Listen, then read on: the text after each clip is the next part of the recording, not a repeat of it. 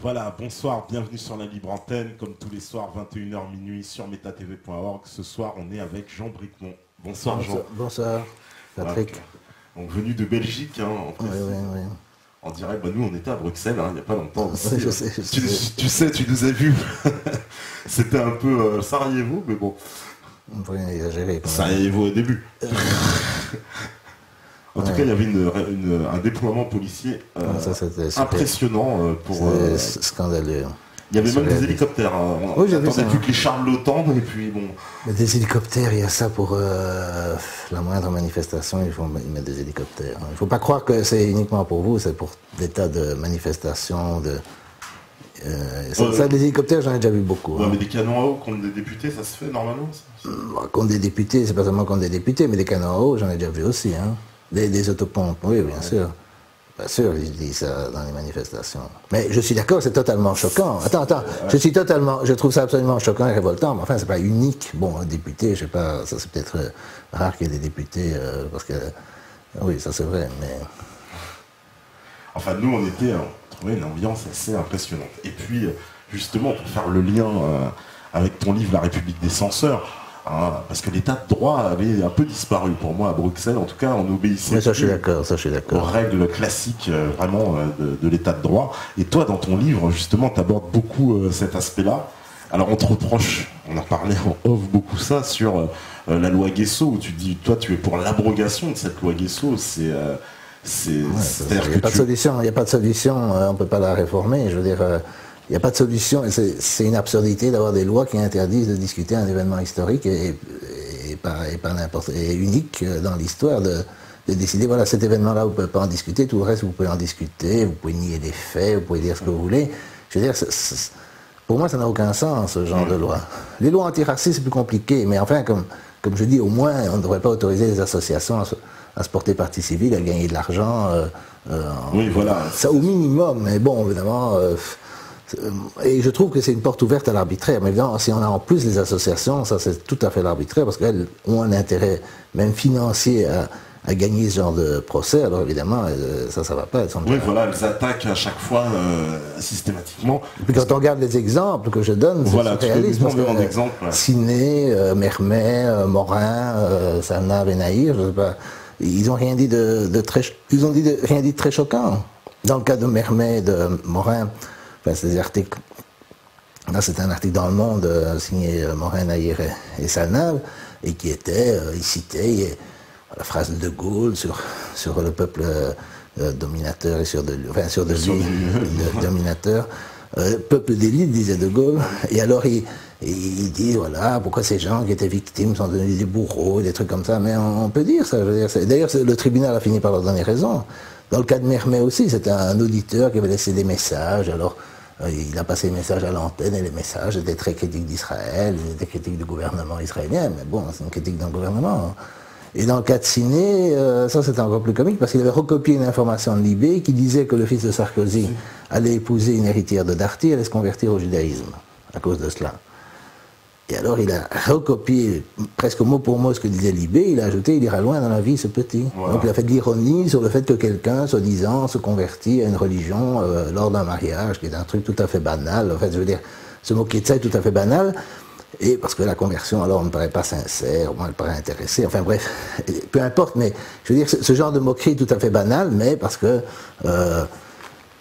c'était supposé être antisémite, il a été chassé de Charlie Hebdo, il a été traîné au tribunal, dénoncé par la Scolovic, on a fait tout un bazar, finalement il a quand même gagné, il a eu une indemnité, il a gagné, donc dans tous ces cas-là, je suis sur la même ligne que le tribunal, in fine, mais le problème, évidemment, c'est que ces lois permettent à des associations d'embêter les gens pendant des années, et ça c'est le problème.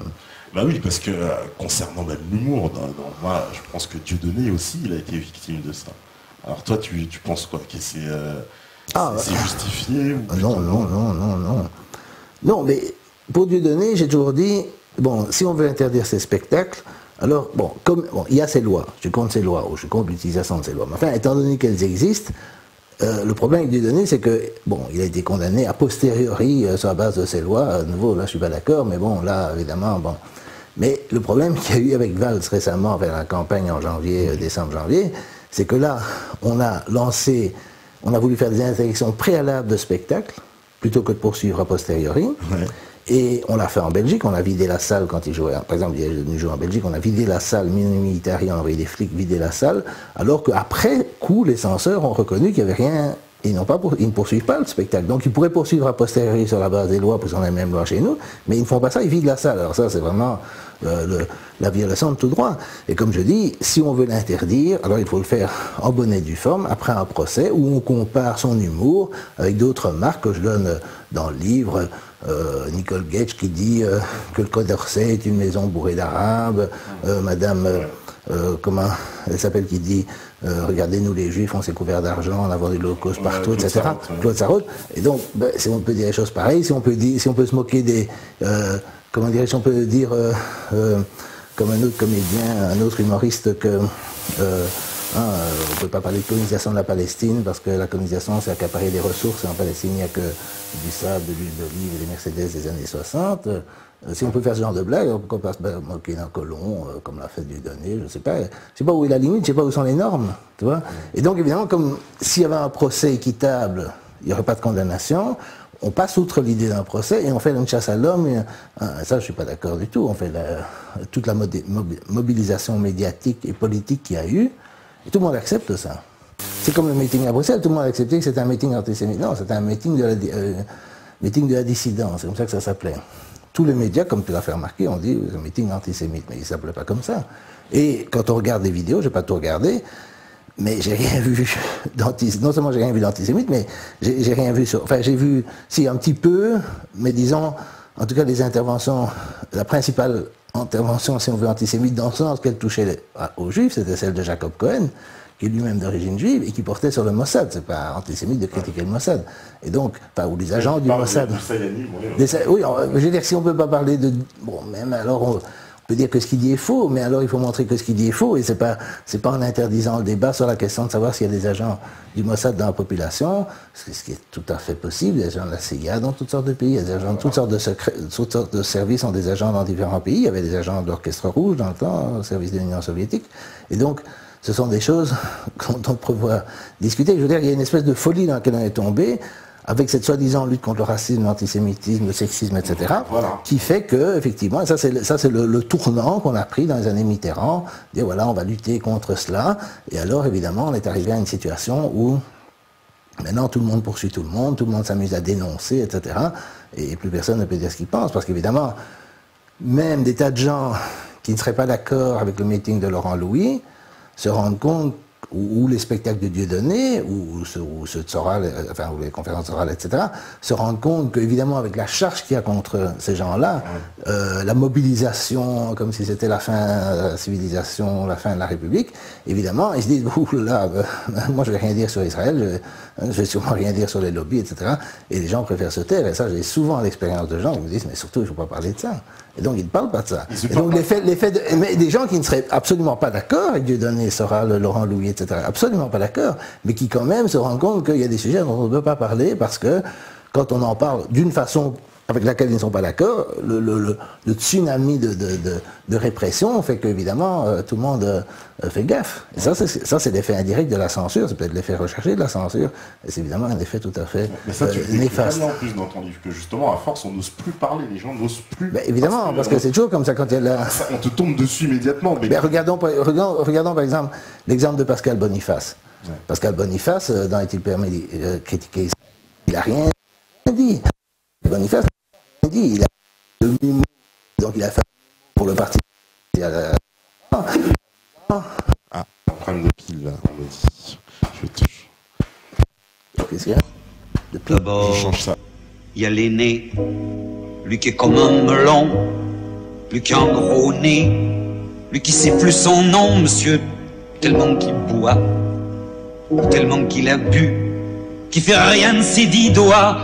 Mais lui qui n'en peut plus, lui qui est complètement cuit et qui se prend pour le roi, qui se saoule toutes les nuits avec du mauvais vin, mais qu'on retrouve matin dans l'église qui roupille, raide comme une saillie, blanc comme un cierge de Pâques, et puis qui balbutie, qui a l'œil qui divague. Faut vous dire, monsieur, Ok, de retour. Donc. Mais je revenais avec Pascal Boniface, donc il a fait un mémo, ses ennuis ont commencé parce qu'il a fait un mémo pour le Parti Socialiste en disant votre politique vis-à-vis d'Israël, de la Palestine est immorale et en plus c'est pas rentable électoralement parce qu'il y a plus de musulmans, etc. Bon. Et donc, et tout le monde est tombé dessus, on a dit oui, vous avez sacrifié les juifs parce qu'ils ne sont pas nombreux, etc. Mais il n'avait pas dit ça.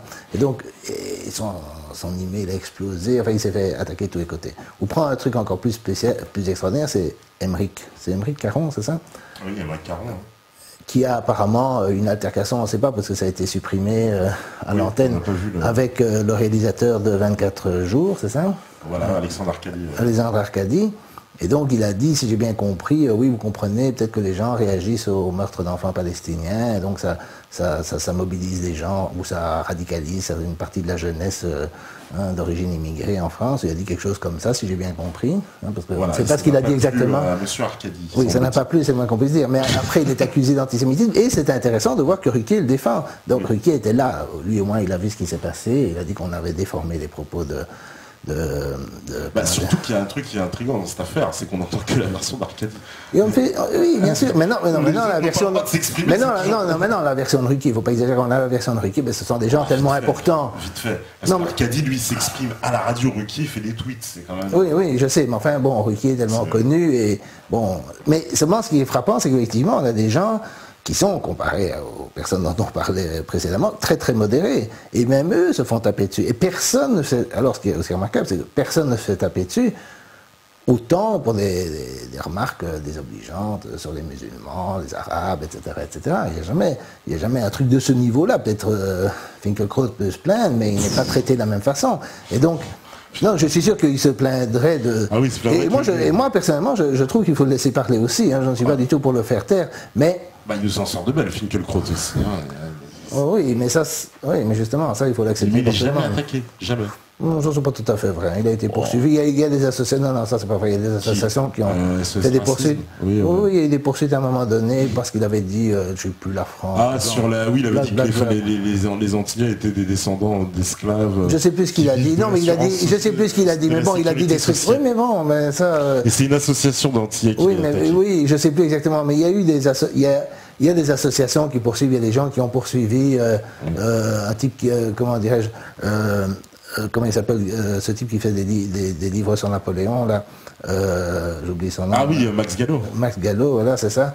Parce qu'il a dit, est-ce que le rétablissement de l'esclavage... Oui, bien sûr. Oui, mais il a dit dans le contexte de l'époque, il ne propose pas de rétablir l'esclavage, et si on rétablissait l'esclavage, il considérait... Donc, si tu veux, c'est dire, est-ce que d'après les normes de l'époque, est-ce qu'on peut considérer ça comme une question purement philosophique? Là, qu'il est poursuivi par ces organisations, c'est complètement ridicule. Et bien sûr, les organisations ont dû retirer leur plainte parce que ça a provoqué un tollé. Ce qui est irritant dans ces cas-là, ça c'est vrai qu'alors là, on a un tollé des intellectuels, et alors évidemment, ça n'aboutit à rien. Mais il n'y a pas ce tollé, évidemment, quand il s'agit de Dieudonné, ou c'est bien pire. Parce que Soral, lui, il se fait condamner quand même. C'est absurde l'idée que son livre a été censuré par la justice, alors que le livre est vendu par d'autres éditeurs dans la version intégrale.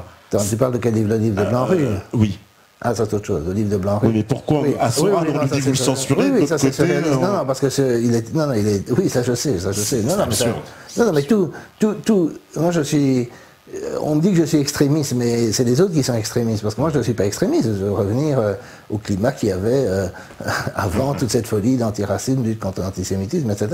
Je veux dire, même sous De Gaulle, c'était différent, disons, mais disons sous Giscard. On va dire Giscard c'était à certains égards, c'était un vrai libéral, et il a libéralisé un certain nombre de choses, et je pense qu'à cette époque-là, il n'y avait pas cette hystérie. Quoi. Oui, mais cette hystérie, très sincèrement, alors qu'est-ce que tu en penses, toi, de l'analyse qui voudrait que justement toute cette hystérie communautaire qui a été ramenée en France et qu'aujourd'hui on voit les conséquences.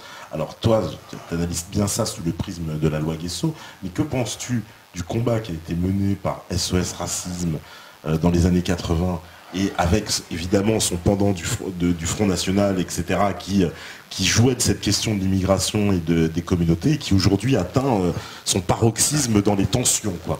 Est-ce que tu vois aussi leur responsabilité de ces organisations oui, bien sûr. Bien sûr, parce que le problème, c'est que, tu vois, la seule limite réelle qu'on peut faire, c'est entre les paroles et les actes. Donc, par exemple, j'ai tout le temps des gens qui me font des objections, me disent oui mais et les diffamations et les insultes personnelles. Ok, mais c'est jamais couvert par la liberté d'expression, il n'y a personne qui dit ça. De même si j'ai un revolver sur ta tempe et que l'assistant dit tire, c'est pas couvert par la liberté d'expression. C'est pas couvert par la liberté d'expression de créer une panique artificielle dans un théâtre ou un cinéma, etc. Donc tout ça c'est même pas discuté, d'accord? Mais le problème évidemment c'est quand les gens ont des opinions générales ou ce qu'on appelle racistes sur les groupes humains, sur les sexes, sur l'histoire, ils pensent une chose ou l'autre. Bon. Ça, évidemment, c'est là où le débat sur la liberté d'expression intervient. Et moi, je prétends que la question, évidemment, la différence entre la parole et l'action. Si vous faites des actions illégales, ça c'est répressible. Et les paroles qui sont liées à des actions immédiates aussi. Mais le reste, non. Et d'ailleurs, c'est intéressant de voir que quand les gens veulent critiquer des paroles, ils disent toujours, oui, mais elles impliquent des actions. Par exemple, on va dire, Dieudonné, il incite les assassins de Halimi, de Ilan Halimi, de gang des barbares, etc. D'abord, on n'a pas de preuve de ça. Et deuxièmement, si on applique ça systématiquement, alors on va dire, oui, mais Marx a inspiré Staline, c'est ce que j'ai dit chez Tadei, Marx a inspiré Staline, Nietzsche a inspiré Hitler, etc., etc. Et donc, on peut mettre toute la littérature classique à la poubelle. Alors, un type, c'est très marrant, un de mes adversaires m'a dit, mais non, il y a rien à voir, Marx n'a rien à voir avec Staline. Ok, moi je veux bien, mais la question c'est qui décide. À partir du moment où on accepte ce principe, on ouvre la porte à l'arbitraire, c'est ça le problème. C'est évidemment, moi je suis d'accord qu'il y a une grande différence entre Marx et Staline, mais ça c'est mon point de vue sur Marx, mais quelqu'un d'autre a un autre point de vue sur Marx. D'autres, par exemple, comment dirais-je, BHL, il a dit, d'ailleurs c'est ce que je lui ai dit, votre philosophe préféré, BHL, il a dit, comment dirais-je, le goulag est dans Marx et Marx est dans Voltaire, donc ça remonte aux Lumières, et donc voilà, l'affaire est réglée, donc ça dépend de à qui on demande. Et donc, le problème, effectivement, est là, c'est que si on commence avec cette idée, évidemment, toutes les paroles humaines, enfin, en tout cas, ces idées politiques, essayent d'influencer les actions. Si on tient un discours politique, c'est parce qu'on veut changer éventuellement certaines choses politiquement. Donc, évidemment, on espère que ça a des effets. Les effets ne sont pas toujours contrôlés. La Révolution française n'avait pas prévu Napoléon, probablement que Lénine et sûrement Trotsky n'avaient pas prévu Staline, etc., etc. Donc, je veux dire, c'est évident que les actions on ne peut pas nécessairement voir quelles sont les conséquences des paroles. Mais évidemment, si on commence à interdire les paroles parce qu'elles ont des effets soi-disant que les gens vont lire ou entendre parler, donc ils vont agir, etc., on n'en sort pas parce que ça devient trop compliqué. Et donc dire que Dieudonné est responsable du gang des barbares, je suis désolé, ça c'est ridicule. Oui, en plus, ce qu'ils oublient toujours, c'est que sans toute cette hystérie, Dieudonné n'existerait pas. Enfin, il n'existerait pas comme il est, parce qu'il n'y aurait pas eu les poursuites, les annulations de salles suite à son sketch chez Fogiel, qui était un truc anti-israélien, pas antisémite, etc. Donc tout ce qu'on reproche à Dieudonné n'existerait pas si le sketch chez Fogiel était passé comme une lettre à la poste. Comme il serait passé, comme une lettre à la poste, le sketch sur les Palestiniens, etc., etc. Donc, on nous rappelle, voilà, c'était Toen qui était parti s'excuser parce qu'il avait fait un sketch sur Jérusalem, et puis après il était parti à Radio Judaïka, et puis il y a toujours cet esprit un peu de tribunal. Tous les gens qui ont fauté, on leur demande de revenir, et puis s'excuser comme ça devant tout le monde. C'est une espèce de tribunal comme ça. Oui, bien sûr. Beaucoup de gens pensent, j'ai des amis qui pensent que toute cette affaire est un détail, mais le problème c'est pas un détail à cause des effets indirects.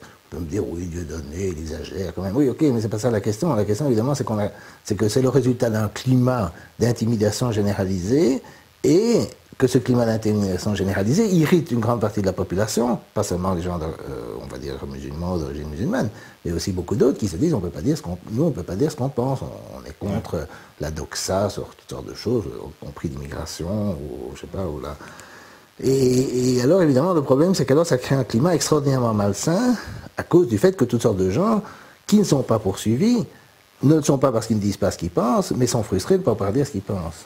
Ouais. Et ne pas le dire, ça peut être, moi j'ai vu ça dans les pays de l'Est dans le temps, et évidemment ne pas pouvoir le dire, ça peut être, des gens peuvent être parano. Je veux dire, les gens facilement deviennent parano une fois qu'ils voient que la liberté d'expression est réprimée, ils deviennent parano, ils disent on ne peut rien dire.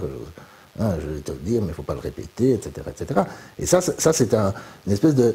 C'est une fois qu'on franchit une certaine ligne rouge, pour utiliser des expressions qu'ils aiment bien, une ligne rouge, on rentre dans la logique de la censure, et la dynamique de la censure, qui a commencé effectivement avec l'affaire Forisson, dans les années 80, cette dynamique est une dynamique dont on ne sort pas facilement. C'est comme descendre en degré d'alcool, c'est pas facile. Et ici, c'est pas facile de sortir de cette dynamique où on est tout le temps dans la répétition, la dénonciation, etc., etc. Alors j'espère que ça va s'arrêter. J'espère modestement contribuer, mais je suis pas sûr qu'un petit livre va changer la mentalité des gens. Mais effectivement, ça, combiné à toutes les... comment dirais-je, il y a un moment donné, il y a la casserole qui bout, on met le couvercle, on essaie de tenir le couvercle, et à un moment ça saute. Et le moment où ça saute, c'est effectivement le spectacle de Dieudonné, quoi. Ça, c'est le truc qui fait ça. Oui, mais il fallait bien que ça saute un moment, parce que, regarde, Chirac a dit un jour que si l'Iran a une bombe atomique, si elle faisait 200 mètres en l'air, le pays serait détruit, donc ils ne vont jamais l'utiliser en premier, c'est purement dissuasif, comme l'est d'ailleurs la bombe atomique française, parce que les Français ont des armes atomiques, et ils disent c'est dissuasif, donc eux peuvent en avoir. Les Iraniens, il n'y a même pas de preuve qu'ils construisent des bombes atomiques, et effectivement, ce serait dissuasif s'ils en avaient. Il a dit ça, le monde lui est tombé sur la tête, il est gaga, il n'a rien compris, etc., etc., et il a dû s'excuser. L'abbé Pierre, c'est pareil, l'abbé Pierre, je l'ai vu, il a dit, voilà, Garaudy, c'est mon ami, il faudrait pouvoir discuter avec lui. Comment discuter avec Garaudy? Pas question, non, on ne peut pas discuter avec ces gens. Bon. Alors, évidemment, le monde lui est tombé sur la tête, il a dû s'excuser. C'était Chirac était président de la République et l'abbé Pierre était l'homme le plus populaire dans le public. Alors, évidemment, si on démolit ces gens-là, il fallait bien qu'un jour, il y en a un qui dise, alors, ce qui est embêtant pour eux, c'est que c'est un type qui est d'origine africaine, alors, lui, il n'a aucun problème, il n'est pas facilement culpabilisé ou culpabilisé avec toutes ces heures de l'Holocauste, ce qui est une absurdité de toute façon. Moi, je n'étais pas là, je n'étais pas né, donc je ne sais pas pourquoi je suis coupable, c'est à cause de ma race que je suis coupable, c'est absurde. Mais, donc, lui, Dieudonné, évidemment, il a fait sauter le couvercle. Ça, c'était le type qui était militant antiraciste, il avait été contre Le Pen, il avait lutté contre Le Pen. Donc, c'était vraiment c'est le genre de truc dans le système soviétique où on a un apparatchik qui passe de l'autre côté, qui devient dissident, etc. C'est presque la comparaison. Je suis pas sûr qu'il aimerait la comparaison. Je suis pas sûr que Dieudonné aimerait la comparaison, mais c'est un peu ça, quoi. Et alors, c'était complètement, on peut pas trouver plus ridicule, mais d'un côté, c'est inévitable dans le système de censure. Et donc, voilà, c'est ce qui s'est produit. Et bon, maintenant, ça leur est sauté à la tête et ils ne savent pas quoi faire. Parce que, qu'est-ce qu'ils vont faire avec Dieudonné à part le tuer? Je ne sais pas ce qu'ils peuvent faire. Je veux dire, je ne sais pas s'ils vont aller jusque-là, mais je veux dire, les amendes ne l'atteignent pas parce qu'il fait beaucoup de fric avec ses spectacles. Maintenant, ils ont fait une publicité maximale, donc il fait beaucoup de fric avec ses spectacles. Et ils ne savent pas l'arrêter. Donc, ils peuvent... je ne sais pas ce qu'ils vont faire. Ils sont très mal pris, quoi. Bah ouais, moi je les sens et ça, c'est la dynamique de la censure, c'est que ça marche un temps, et puis ça marche un temps, hein, parce que bon, dans les années 80, si vous disiez, quand moi je défendais le point de vue de Chomsky qui disait, voilà, fallait pas poursuivre Faurisson, et pas faire, le Guesso c'est 90, mais j'ai dit ça autour de moi, j'ai dit ça tout le temps, puis je suis revenu aux États-Unis vers 88, mais enfin j'étais avant revenu, enfin bon. Et quand je parlais avec les gens autour de moi, tout le monde me prenait pour un fou, rien que pour ça. D'accord? Simplement parce que je défendais le point de vue de Chomsky, je défendais même pas nécessairement, je défendais le droit de Chomsky de défendre la liberté d'expression de Faurisson. Je défendais même pas nécessairement, enfin, si, plus ou moins celle de Faurisson, mais c'était pas ça mon point important, c'était que je disais, pourquoi refusez-vous de lire Chomsky ou de publier Chomsky? Simplement parce qu'il a défendu la liberté d'expression de Faurisson. Et ça, c'était l'argument qu'on me ressortait tout le temps. Il ne peut pas parce qu'il a fait ça, c'est un crime, etc. Bon. Donc, ça, c'était la mentalité. À cette époque-là, c'était vraiment blocage total. Hein. Je veux dire, on ne pouvait pas parler de Chomsky, pas de Faurisson non plus, bien sûr, mais de Chomsky, on ne pouvait pas en parler parce que, voilà, il défendait la liberté d'expression de Faurisson. Ça a commencé à changer dans les années 90. Il y a eu un peu d'ouverture, un petit peu, avec la guerre du Golfe, il y a eu un peu, mais bon, il y avait aussi un matraquage terrible lié à ça. Et donc, comment dirais-je, on sort évidemment d'une période où le débat est encore plus, d'une certaine façon, plus bloqué que maintenant, sauf que dans le sens que maintenant, le couvercle est en train de sauter, quoi. Mais évidemment, cette dynamique de la censure c'était inévitable. Ça allait marcher un temps, donc ça a marché pendant tout un temps. On a dit oui, mais c'est tellement monstrueux, et les heures les plus sombres de notre histoire, on va revenir. C'est comme si Pétain allait sortir d'une boîte parce qu'on avait une discussion, on laissait Faurisson libre. Bon. Et donc, ça on est rentré dans cette logique. Donc moi, ce livre, j'aurais pu l'écrire il y a des années, hein, mais bon, je l'ai écrit parce que j'avais le temps. C'est ça, moi je trouve que tu défends très bien l'idée que c'est pas parce que on pense que quelqu'un a la liberté, la possibilité de s'exprimer, qu'on est d'accord avec ses idées. Tu insistes Non, sur ça c'est évident. Ça, c'est évident. Ouais, mais parce que d'aujourd'hui, ça paraît un peu quelque chose d'évident, mais c'est pas très évident dans les médias, justement. Oui, mais alors ils sont obligés. Les gens qui me disent ça, alors ils sont obligés de dire qu'ils sont d'accord avec Finkielkraut, qu'ils sont d'accord avec Marine Le Pen, qu'ils sont d'accord avec toutes sortes de gens, puisque ces gens ont la liberté, avec BHL, je veux dire, et avec des gens, ou avec Philippe Val, avec Caroline Fourret, je veux dire, ils sont obligés d'être d'accord avec tous ces gens-là, parce que ces gens-là ont la liberté de s'exprimer, personne ne propose de leur interdire de se parler, y compris moi. Mais je veux dire, comme personne ne propose de les empêcher de parler, et qu'en plus, alors ça, il faut aussi insister, c'est l'accès aux médias. La question de la liberté d'expression n'est pas la même chose que l'accès aux médias, parce que pour moi, les médias devraient être démocratiques et devraient exprimer plus des points de vue différents, qui n'est pas le cas, ils ne sont pas pluralistes du tout. Aujourd'hui, c'est bon. Mais ce dont je parle, c'est la possibilité en plus qu'à l'État de poursuivre des individus isolés qui s'expriment la plupart du temps de façon marginale ou individuelle, quoi. Par exemple, bon, mais c'est vrai que je compte comme individuel un article dans Le Monde, mais c'est parce que c'est pas le contrôle des médias. Le Monde a accepté de publier l'article de Forisson, de publier celui de Morin, etc. Donc il y a eu des poursuites. Bon. Mais ce sont des exemples que je considère dans l'ordre de l'individuel, dans le sens que c'est un individu, c'est pas une organisation, c'est pas TF1, c'est juste un article un jour dans un journal. Et alors, en plus, l'État poursuit. D'accord ? Un article qui va contre le courant dominant, enfin, ou qui est considéré comme scandaleux.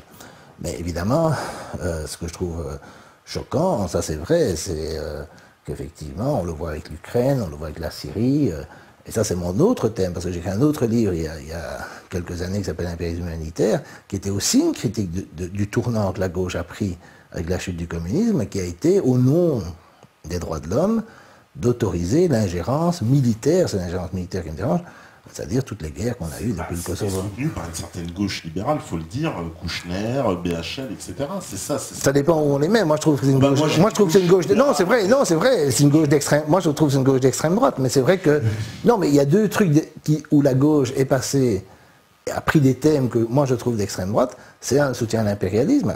Finalement, aux États-Unis. Je pense aussi qu'on peut parler de soutien au sionisme, parce que moi, en parlant de BHL et de Kouchner ou d'un Valls aujourd'hui, on ne peut plus écarter cette question du sionisme, puisqu'on a quand même un ministre de l'Intérieur qui a déclaré ouvertement être attaché éternellement à l'État d'Israël. Premier ministre, pardon, oui, j'avais oublié. Il est Premier ministre. Et donc, si tu veux, oui, bien sûr. Mais le problème, c'est effectivement, comment dirais-je, oui, tu as le sionisme et l'impérialisme, mais tu n'as pas que ça, parce qu'aux États-Unis, les deux sont liés, quoi, l'atlantisme, bon. Mais je suis tout à fait d'accord qu'il y a cette... mais souvent, par exemple, moi je rencontre souvent des gens, par exemple, mettons des écolos, des gens comme ça, qui sont tout à fait sur la ligne de ce que j'appelle l'impérialisme humanitaire, ils sont pour l'ingérence, mais ils ne sont pas sionistes, on peut dire qu'ils sont... Enfin, ils ne sont pas sionistes dans le sens qu'ils ne sont pas pro-israéliens, en général, ils sont critiques d'Israël. Il y a des gens qui sont critiques d'Israël, mais qui sont quand même sur cette ligne, oui, il faut intervenir en Libye, en Ukraine, etc. etc. Et ça, c'est quelque chose où là, je pense que, de nouveau, la gauche a fait une erreur totale, entre autres, d'une façon très simple, on peut dire, parce que la France n'a pas réellement les moyens militaires d'une politique d'ingérence, un peu en Afrique, ça c'est vrai, là où elle était anciennement puissance coloniale, mais est-ce qu'elle serait intervenue seule en Libye? J'ai des doutes. En Syrie, elle n'y a pas été seule alors qu'il n'y avait pas d'opposition interne, on y reviendra, alors que une fois que les Anglais et les Américains ont dit non, donc il me semble qu'ils n'ont pas les moyens militaires de leur politique. Et par conséquent, la question qui se pose en termes concrets pour les Français, c'est va-t-on servir de laquais, comme on disait dans le temps, mais d'auxiliaire, d'alliés des États-Unis. Et en fait, légitimer les interventions américaines, parce que les autorités américaines peuvent dire, voilà, on est à la tête d'une coalition, c'est pas seulement nous, il y a les Français, les Anglais, etc. Et c'est ça le rôle des Français, c'est ça le rôle des Belges, certainement. Les Belges ont sûrement pas les moyens de faire ces guerres. Et donc, ce qui est irritant, c'est qu'en fait, une grande partie de la gauche a dit oui, alors que pendant la guerre du Vietnam, alors qu'il y avait l'anticommunisme, il y avait tout, il y avait la guerre froide, etc., on n'a jamais envoyé un soldat européen au Vietnam, pas un. Les Américains l'auraient peut-être accepté, mais il n'y en a jamais eu, même anglais. Donc maintenant, on en a en Afghanistan, plusieurs pays, on est en Irak, etc. On a tous fait la guerre à la Libye. Bon. à la guerre de la Libye, il y avait unanimité au Parlement belge. Puis c'est pratique pour les Américains parce ils sont plus au devant de la scène. On l'a vu sur la. Ils le sont, mais ils le sont militairement. Militairement, ils le sont, mais ils peuvent, vis-à-vis de leur public, surtout de la Libye. Ils ont laissé faire la France. Oui, il y a une espèce de war. Mais en France, justement, et ça a provoqué. Il y avait très peu d'opposition, je suis désolé. Il y avait très peu d'opposition. Il y a un petit peu, mais il y en avait très peu. Et donc, tout le problème, c'est que, évidemment, ça c'est un premier tournant où je trouve qu'on a une gauche qui est contre la charte de l'ONU, qui est contre la volonté de l'immense majorité des pays du Sud, etc. Premier point. Deuxième, mais évidemment, c'est au nom des droits de l'homme. Deuxième point, c'est au nom de l'antiracisme et de l'antifascisme qu'on a supprimé la liberté d'expression et donc un des fondements de la démocratie, de la Constitution française, en Europe. Et troisième point, c'est la question de l'Europe où, telle qu'elle est construite, moi je ne suis pas nécessairement contre toute Europe possible, mais telle qu'elle est construite, l'Europe revient à nier le principe de la souveraineté nationale et de nouveau une grande partie de la gauche a appuyé ça. Pas tout le temps, mais elle l'a fait. À partir de la fin des années 90, le PC s'est converti à l'Europe. Et les Verts sont les pires. Comme Bendit. Et c'est très comique parce qu'ils ont commencé sur une base, on va dire, un peu anarchiste, c'est-à-dire ils étaient très pacifistes. J'aurais dit, j'ai eu une discussion avec des Verts, qu'est-ce qui s'est passé pendant la guerre froide? S'il y avait une invasion soviétique de l'Europe, ils défendaient la tête d'une résistance non violente, donc même pas armée. Alors je dis, qu'est-ce qui s'est passé? Maintenant vous êtes pour bombarder la Yougoslavie, vous voulez bombarder tout le monde, qu'est-ce que c'est que ça? Vous avez changé complètement. Mais aussi, il faut bien. Et alors l'autre truc, évidemment, avec les Verts, c'est qu'ils avaient une base, si tu veux, relativement un peu anarchiste, c'est-à-dire un peu, si on veut, ils l'ont toujours, de gestion locale, oui. D'accord. Et puis après, maintenant, tout doit passer dans les mains d'une bureaucratie dans les lieux au niveau européen. C'est l'antinomie totale par rapport à l'idéal un peu local, des démocraties locales, participatives. Et ça, comment vous voulez faire une démocratie participative si on dit oui, vous devez ouvrir vos frontières à l'importation de produits venant de... C'est évident que s'il y avait des communes autogérées, etc., ben, évidemment, elles produiraient pour elles-mêmes, elles échangeraient avec le reste du monde, mais elles contrôleraient soigneusement leurs importations et leurs exportations, elles ne laisseraient certainement pas les banques venir acheter un peu tout, etc. Et donc c'est je ne dis pas que c'est la solution, ça c'est encore autre chose, je ne suis pas nécessairement pour ça, mais c'est tout à fait antinomique avec le genre d'idées qu'ils ont mis en avant lors de leur création.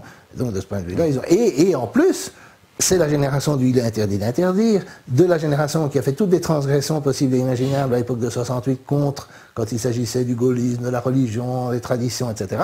Et qui maintenant dit, ah mon Dieu, shocking, le Loguesso, etc. Et qui en général soutient ça. Moi j'étais sidéré, par exemple, il y a un évêque chez nous qui a dit des conneries, enfin je trouve moi des conneries, sur les homosexuels, et les Verts ont dit il faut poursuivre. C'est la folie furieuse. Ouais. Non, les Verts, ils sont vraiment à l'avant-garde de cette nouvelle mentalité.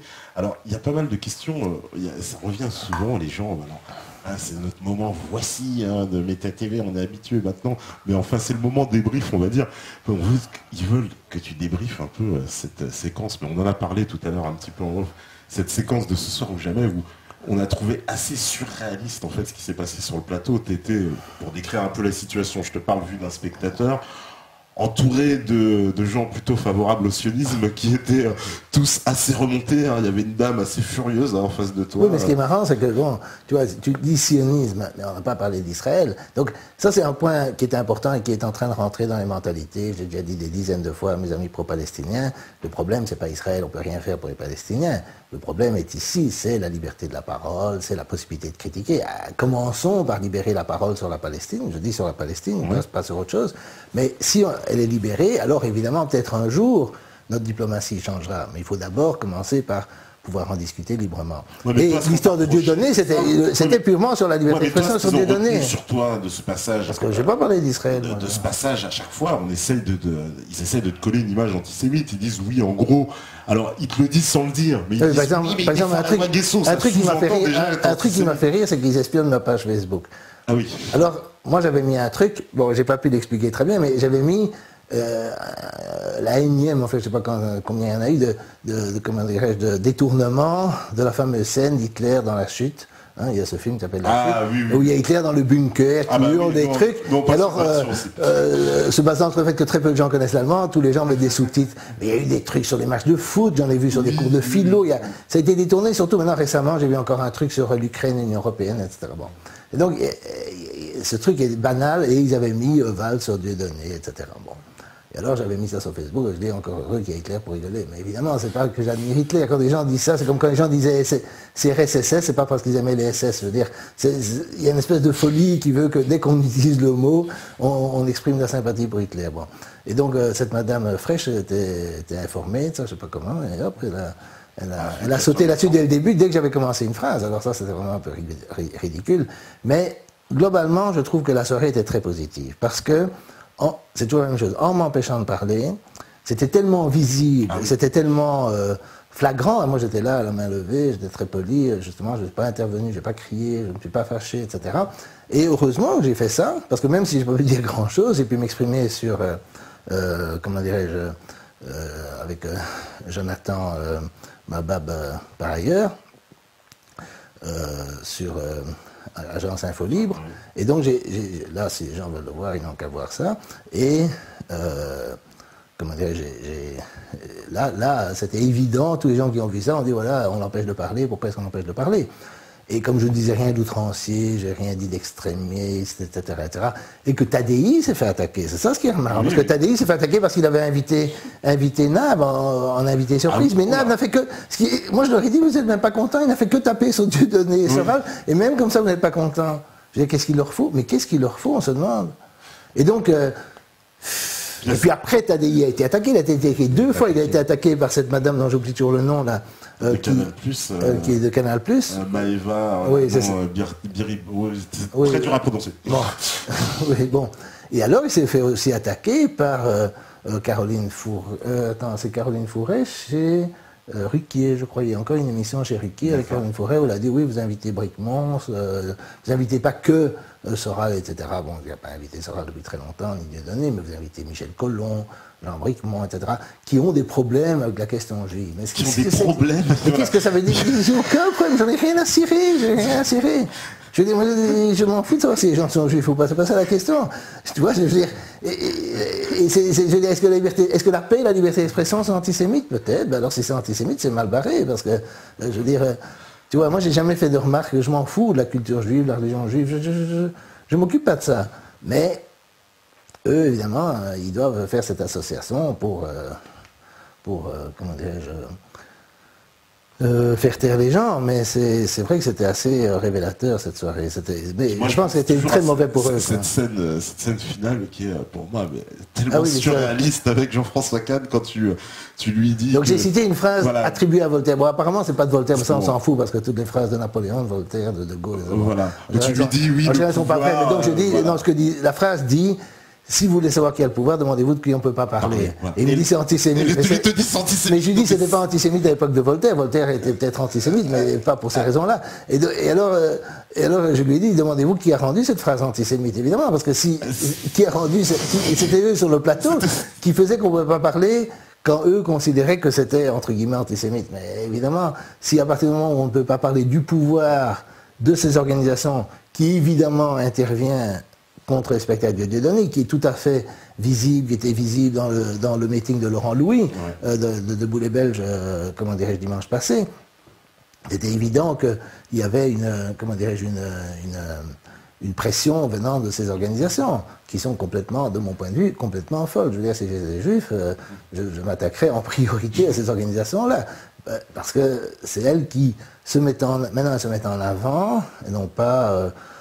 tout le vernis, le truc soi-disant anti-raciste, c'est vraiment elles qui sont en avant, qui interviennent, qui disent voilà, c'est impossible, on ne peut pas supporter ça, etc., etc., et qui alors font de la publicité au spectacle ou aux réunions qui sont interdites, et à mon avis mettent dans l'embarras un bon nombre de politiciens qui bien sûr n'osent pas les défier, mais sont, comment dirais-je, à mon avis ils n'en pensent pas moins, ils n'ont pas spécialement envie de faire ce genre de boulot. Ouais. Maïtena Birabien. Alors, me dit mon cher Jeff Kedel, c'est ça. C'est très dur à prononcer, genre ça. Mais elle était extraordinaire, cette main. Je veux dire, la façon dont Tadei était mis à la question. D'abord, moi, je l'ai vu aussi sur le plateau, parce qu'évidemment, le fait, moi, je n'ai même pas prévu le coup. Quand il a été interviewé, j'avais vu qu'ils se concertaient entre eux, les adversaires. Bon, ça, on n'a pas vu à la TV, mais bon. Quand Tadei est revenu, clac, ils l'ont attaqué. Parce qu'il avait fait venir Naples. Ah oui, ils ont été... Ça, c'était... odieux. C'est un antisémite, c'était le procès en direct. Quoi. Mais Naples, il est anti-tout. Je veux dire, si on prend... Moi, j'ai pas lu le Régal des Vermines, mais je l'ai entendu parler quelquefois. Je veux dire, c'est des types qui... Bon, c'est un style, moi, je trouve pas ça... C'est pas mon idée de la littérature, mais bon, on peut être Céline, on peut essayer d'être Céline, on peut faire ce qu'on veut. Je veux dire, c'est un type qui manifestement a tapé sur tout le monde. Dieudonné aussi, entre parenthèses, Dieudonné, quand on regarde les spectacles sur les Noirs, quand on regarde sur les Chinois, etc. Dieudonné a tapé sur tout le monde, bien sûr. Il a tapé sur tout le monde. Bon. Et donc, bien sûr, il tape sur tout le monde.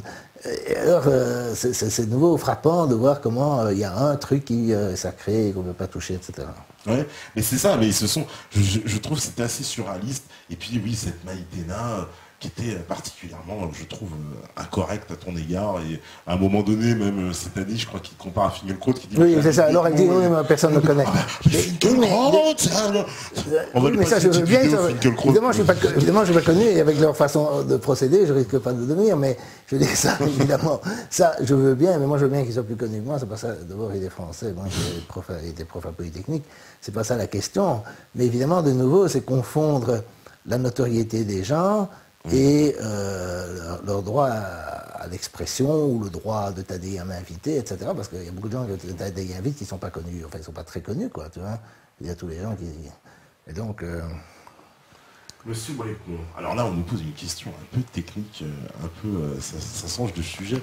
Peux-tu nous le dire en tant que physicien s'il connaît les travaux de Niels Bohr et Erwin Schrödinger qui ont mis sur le plan physique les connaissances védiques en pratique prouvant les esprits ancestraux? Oui, ça je connais, mais je ne veux pas me lancer dans une conférence sur la mécanique quantique. Je suis en train d'écrire un livre là-dessus et je suis totalement contre l'idée de ces idées védiques, etc. Et je ne suis pas du tout sûr. Bon, Bohr étaient différents de Schrödinger. Schrödinger était très critique de Bohr et de l'interprétation dite de Copenhague de la mécanique quantique.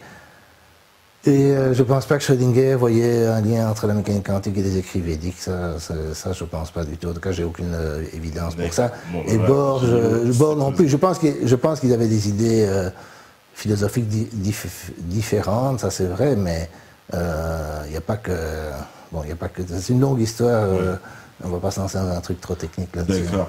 Et est-ce que tu as vu les images de Jean d'Angléan, l'avocat de Dieudonné, hier, qui paraissait dans une audience surréaliste, une scène absolument surréaliste. Hein, donc, prise d'assaut du conseil de discipline du barreau de Paris. Je ne peux pas tout regarder, non, j'ai pas vu, non. D'accord. Ben, j'ai vu que ça passait sur le net, que des gens en parlaient, mais je sais pas, tu peux me dire ce qui s'est passé? Je ne sais pas ce qui s'est passé. C'est-à-dire qu'en fait, il était convoqué pour sa radiation, mais dans une procédure qui était complètement illégale. Pourquoi veut-on le radier? Ah ben on veut le radier parce qu'il est l'avocat de Dieudonné, de Jules Corbeau, de Saïd Bourarage, il ne peut pas être radié uniquement pour ça. Ah ben il est que dans des affaires sensibles, il défend pour le moment. Oui, ça c'est autre chose, mais je veux dire, chez nous, on a un avocat... qui défend aussi des affaires sensibles. Il ne risque pas d'être radié, et Vergès n'a jamais été radié. Ah, mais c'est une police. Il est venu ici nous a expliqué comment ça se passe. Des avocats sont radiés en France dès lors. En fait, c'est une nouvelle, c'est une arme qu'ils ont dans la justice dès lors qu'on défend des affaires sensibles. Et qu'est-ce qui se passe? Il nous a parlé des pressions. Donc les avocats, en fait, au début, on leur met la pression, on leur dit c'est simple, si tu continues cette affaire, ben, on te radie. Et si, comme lui, c'est un avocat justement qui refuse, et il est très courageux d'ailleurs, maître d'Angléan, on lui passe un énorme bonjour parce qu'il est vraiment extrêmement courageux. Il a décidé de ne pas se laisser faire. Donc ils ont tenté de le radier, mais toute la procédure est caduque dès le départ. Il était venu ici avant vendredi soir, et il nous avait démonté en montrant qu'il ne respectait pas, que rien n'avait été respecté, qu'il avait récusé les avocats, que le président n'avait pas été nommé, etc., etc. Enfin, que toute cette procédure était une mascarade, et il a démontré ça hier avec une verve et on a envie de dire qu'on a assisté à une scène magistrale. Et tous les assassins ont des avocats, donc je comprends pas la base légale qui permettrait. Il faut que l'avocat fasse quelque chose qui insulte le tribunal. Ah non. Ah bah, je comprends pas comment on peut reprocher qu'à l'intérieur, il a dit un avocat parce qu'il défend des gens. Après tout, Dieudonné a tué personne. Il a expliqué la dernière fois qu'il a été attaqué. Ils avaient trouvé donc un de ses clients peu scrupuleux qui lui devait de l'argent, et donc ce client peu scrupuleux partit porter plainte auprès du tribunal alors qu'il devait de l'argent, et en fait au tribunal non, il porte plainte auprès d'un autre avocat, auprès du bâtonnier, etc. Et le bâtonnier en question récupérait l'argent à la place de Maître d'Angléans, et en plus l'attaque pour le faire radier. Et il a gagné tout parce que tout a été démonté de A à Z. Donc mais hier, ce qui s'est passé, c'est que la foule a envahi en fait le conseil de discipline, en plus, enfin, puisque c'est une audience publique. Et chose rarissime, ce sont les avocats qui étaient jugés devant le peuple. Enfin, ça a été une scène, je pense, qui va faire des émules et qui va rester marquée dans l'histoire. Hein. C'est assez... vraiment, le Maître d'Angléans a fait quelque chose de formidable. Il a été magistral. Mais il va être radié ou pas? Ah non, il sera pas radié parce que du coup, l'audience a été renvoyée, ce qui veut dire en gros qu'ils abandonnent. Oui, mais il aurait une autre... Non, parce que ça a été renvoyé, mais apparemment il a déjà démontré que c'était un vice de procédure, bon. parce que la date de renvoi est postérieure à la date légale maximum dans laquelle il devait traiter l'affaire. Donc tout est caduque, c'est une tartufferie. On verra. Donc, en tout cas, ça paraît clair qu'il a énormément de pression, ce monsieur. Il nous avait expliqué déjà avec Joël Corbeau ce qui s'était passé. Joël Corbeau, on avait convoqué quand même les opérateurs Internet pour empêcher, au-delà de Joël Corbeau lui-même de faire un site, nous-mêmes d'accéder à son site. C'est-à-dire qu'il voulait que Free, etc., SFR, etc., mettent en place des protocoles pour empêcher le public d'accéder au site. C'est quand même... Est-ce que ça ressemble pas à l'Union soviétique qu'on nous décrivait, qu'on nous disait la dictature? Moi j'ai l'impression de vivre quand on nous disait l'Union soviétique, c'est des dictatures. Est-ce que finalement l'Union européenne aujourd'hui, on n'en est pas à ce stade? On arrive dans ce stade totalitaire. On n'est pas encore à ce stade, parce qu'on ne pourrait pas se réunir devant une TV comme on le fait maintenant. Profitons-en. Il ne faut pas être parano non plus, parce que il y a beaucoup de gens qui sont... Bon, il y a effectivement une couche médiatico-politique qui emboîte le pas de cette censure, mais il ne faut pas... Comment dirais-je? En plus, l'Union européenne, c'est un peu différent. Hein, je veux dire, c'est vrai que c'est très difficile de contester l'Union européenne en France, mais c'est pas vrai partout ailleurs. Il y a des pays où tu peux le faire. Je veux dire, chez nous, on a un parti d'extrême. En Grande-Bretagne, ouais. Bah, l'UKIP, ils ont... l'UKIP, bien sûr, en Grande-Bretagne. Oui, mais non, mais en Allemagne aussi, si tu prends Alternative für Deutschland, ils ont quand même... Moi, j'étais en Allemagne il n'y a pas longtemps, ils affichent partout. Si tu prends le parti de Wilders, comment il s'appelle en Hollande? En Hollande, Geert Wilders. Oui, que je n'aime pas spécialement, mais on ne peut pas dire qu'il est empêché de s'exprimer. Si tu prends le Van Belang en Belgique, ils ne sont pas très forts, mais ils sont anti-européens. Tous ces partis ne veulent pas sortir de l'Union européenne. Quand même. Ça, je ne suis pas sûr. Ah, moi j'ai été voir. UKIP, c'est pour ça que j'ai parlé des Britanniques. Parce que UKIP, c'est clair, net et précis, c'est marqué dans le programme. Nigel Farage, il le dit partout. Mais concernant Geert Wilders et le Van Belang, eux, ils parlent de renégociation. Oui, pour moi, c'est pas sortir de l'Union européenne. Moi, je trouve que c'est une différence fondamentale, quoi, vraiment. Enfin, je sais pas ce que tu en penses, toi, justement, de cette différence. Parce qu'en France aussi, on a des partis qui proposent la renégociation. Même le Front National propose la renégociation. Le Front de gauche, Debout la République. Tous les partis, on va dire, même certains partis un peu plus institutionnels proposent ça. Les partis qui veulent sortir, clairement, moi je connais l'UPR, je connais le PRCF et le LPEP. J'en connais trois qui clairement l'annoncent, qui le disent, on sort de l'Union européenne. Moi je pense que c'est... Bon, tu dois bien te rendre compte que si on veut une renégociation et qu'on est sérieux, ça mènera à la sortie. Si on est sérieux. Si on veut la renégociation et puis abandonner, c'est autre chose. Mais si tu dis, voilà, je renégocie et si je n'ai pas ce que je veux, je sors ou je fais un référendum pour savoir si on sort ou pas, c'est pas à ce point différent, parce qu'il faut se rendre compte que si tu dis que tu sors, il y a quand même des délais, etc. Et tu vois, le problème fondamental pour moi, c'est que même si je crois que l'Union européenne est irréformable, enfin, en tout cas, pour qu'elle soit réformable, il faudrait déjà qu'il y ait assez de gens qui protestent, parce que si tout le monde est pour une autre Europe et personne ne fait rien, alors évidemment, il n'y a rien qui se passe, ça c'est certain. Donc, ça fait 30 ans que les socialistes, mais bon, presque tout le monde dit toujours qu'il faut changer l'Europe. Notre parti socialiste, leur slogan, c'est changer l'Europe, c'est urgent. Mais c'est urgent depuis 30 ans. Donc, si ça ne s'est pas fait depuis 30 ans, même quand ils étaient nombreux, puissants, bon. Donc, évidemment, il faudrait dire, on veut en sortir éventuellement pour changer. Même si on voulait changer, il faudrait commencer par dire c'est le principe des négociations, il faut demander plus pour avoir moins. Donc il faudrait dire voilà, on veut sortir et puis éventuellement se contenter entre guillemets d'une réforme de l'institution. Ce serait logique si on veut réellement changer les choses, pas seulement dire on veut une autre Europe. Bon. Moi je ne vois pas comment ça pourrait fonctionner, ça c'est vrai, mais je pense aussi qu'en sortir n'est pas aussi facile que ne semble le penser l'UPR, parce que on a l'impression qu'on est dans un jeu de gentlemen et voilà, on va dire voilà, on veut récupérer notre souveraineté, on sort de l'OTAN, on sort de tout ça. Mais moi, je vois pas ce genre de choses se produire pacifiquement. Tu vois, ce qui s'est passé en Ukraine est quand même assez spectaculaire parce que Yanukovych, tout ce qu'il a dit, c'est bon, cet accord d'union avec l'Union européenne peut attendre. Il n'a pas dit non. Et de toute façon, c'était pas une question d'adhérer à l'Union européenne, c'était un certain accord, etc. Il a dit bon, mais bon, tu vois, on va réfléchir ou quelque chose comme ça. Enfin, il y a rien de très radical dans ce qu'il a dit.